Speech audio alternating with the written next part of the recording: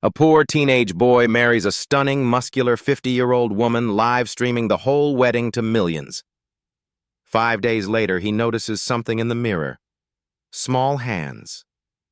Pale faces. Trapped behind glass. And in that moment, he realizes this is no ordinary marriage. And she is no ordinary bride. Once upon a time, in the crowded, dusty heart of Lagos, Nigeria, lived a 15-year-old boy named Emma. He was quiet, gentle, dirt poor. Emma lived with his aunt in a crumbling white house with rust-stained windows and a tin roof that creaked with every gust of wind. He swept the floors every morning, carried buckets of water from the nearby tap, and scrubbed dishes until his fingers wrinkled. He had one dream: to go to school and change his life. But dreams are expensive, and Emma had none to spare. Then one morning, as the sun burned orange over the rooftops, a black SUV pulled into their yard. It was long and shiny, like a stretch limo, with windows so dark Emma couldn't see who was inside. His aunt gasped and grabbed his wrist. "It's her," she whispered. The back door opened, and out stepped a woman, tall, braided hair down to her waist, legs like sculpted iron, skin smooth and glowing. She wore gold and black, a shimmering fitness outfit that clung to her muscles like armor. Her name was Amora, 50 years old, a social media icon, a slay queen as the internet called her, and she had come to marry Emma.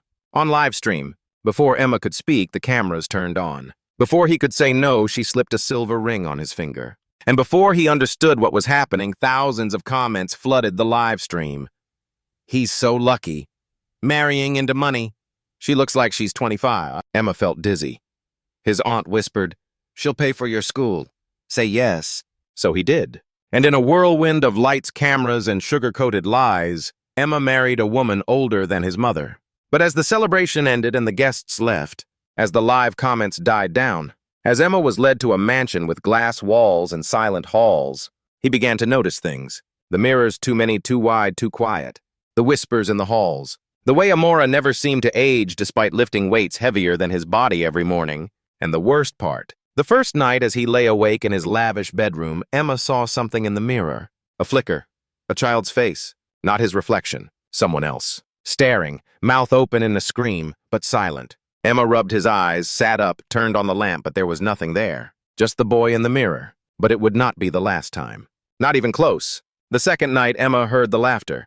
Faint. High-pitched. Not Amora's voice. Not the servants'. It was the sound of children echoing faintly from the end of the corridor near the mirror gallery. He sat up in bed, heart hammering. The laughter stopped. Creak. The hallway floorboards groaned. Something was walking. He slipped quietly from his bed, opened the door, and peeked down the long hall. At the very end, a full-length mirror stood between two glowing sconces, and in the mirror, shadows. Emma blinked.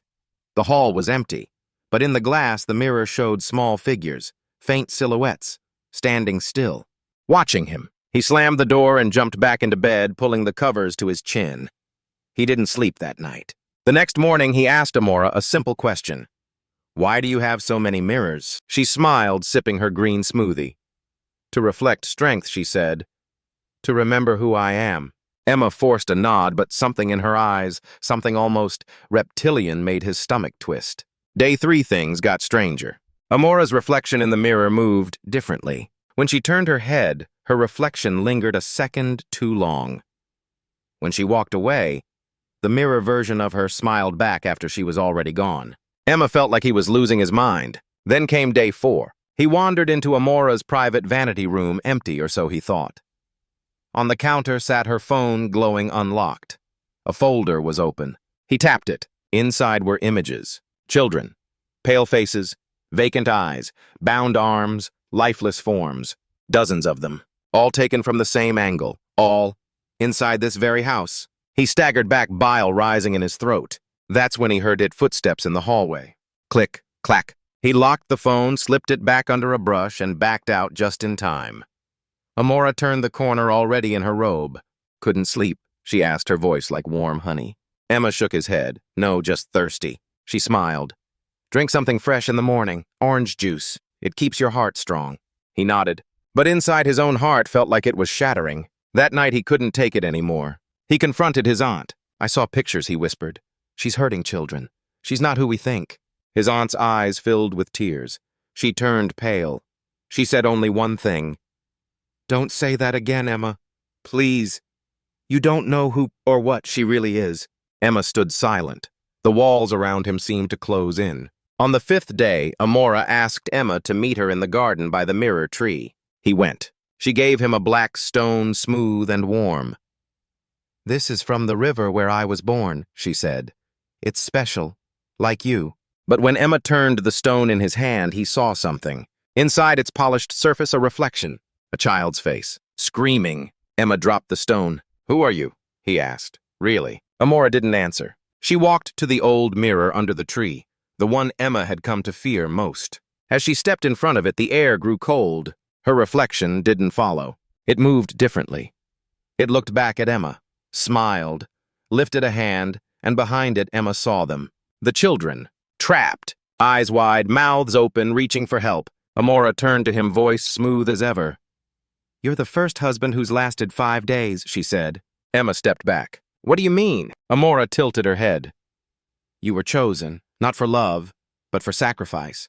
He ran, through the mansion, through the halls of mirrors, and every mirror he passed, every reflection showed children, begging, screaming, clawing at glass.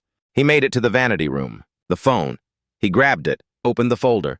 The pictures were gone, replaced by one video. He tapped it. It showed him, sleeping, Amora standing beside him, smiling, her hands glowing faint blue. Behind her a mirror, and in it a new child being pulled in. Emma dropped the phone. He was next. Emma backed away from the vanity table. His heart thundered in his chest. He had to destroy the mirror. That was the source, the prison, the thing that drank souls. He ran through the hallway, past stunned servants who dared not stop him, and down to the garden where it all began. The old mirror still stood beneath the tree. Amora waited beside it, barefoot in the grass, her white robe billowing in the wind. "You saw the video," she said calmly. "Then you know the truth." Emma's breath caught in his throat. "You steal children's lives to stay young." Amora tilted her head as if teaching a lesson. "No, I preserve them. In a place untouched by time. That is not theft, it's transformation." Emma's hands trembled. "You killed them." Amora stepped closer. "Would you rather I fade? Would you rather the world forget me? Strength must be fed." "I won't let you take me," Emma whispered. "You already gave yourself," she said, "the moment you said yes. You belong to the mirror now." Emma clenched his fists. He remembered the lamp from the secret chamber. He remembered the look in the children's eyes. He remembered his aunt's face when he returned from the mansion. He would not be next. Without another word, Emma lunged forward, grabbed a garden spade from the flower bed, and charged the mirror. Amora screamed not words, but a sound that split the air like thunder. The clouds above darkened instantly. Wind howled. The mirror shimmered, resisting. Emma raised the spade and brought it down with all the strength left in his young body. The glass spiderwebbed. Behind it, the children's faces screamed silently, their mouths wide, eyes glowing, hands slamming the glass from the inside. Emma struck again. The mirror wailed like it was alive. Amora screamed louder, stumbling backward. Her skin began to flicker, glitching like a broken screen. Wrinkles bloomed across her face. Her braided hair turned dull brittle. Emma slammed the spade one last time. Shatter. The mirror exploded into shards that flew in all directions like a burst of starlight. Emma covered his eyes as a gust of wind knocked him backward. And then, silence. When he opened his eyes, the mirror was gone. Amora lay in the grass, age trembling, barely breathing. The stone she had once given Emma rolled from her robe and cracked in half. Inside, a small voice whispered, "Free." Emma turned to the sky, and for the first time in 5 days, the sun broke through. Over the coming hours, he packed what little he had. He left the mansion behind. The staff vanished. The cameras were turned off. No one came for him. No one stopped him. He walked the dusty roads back to the city with only a scrap of paper and the truth. When he reached his aunt's house, she collapsed into his arms and sobbed. "I thought she had taken you," she cried. "She tried," Emma whispered. "But I broke the mirror." They went to the police. They submitted the evidence. The phone. The photos. But by the time officers arrived at the mansion, it was empty. The mirrors were gone. The house cold and clean like no one had ever lived there. But Emma knew. The children had been real. and some secrets live inside glass, waiting. As Emma sat once again on the floor of his aunt's tiny home, no lights, no cameras, no mirrors, he felt something he hadn't felt since the day she arrived. Silence. But this time, it wasn't empty. It was peaceful. He had faced a truth darker than nightmares, and survived. The world may never believe what he saw. The internet would forget his name.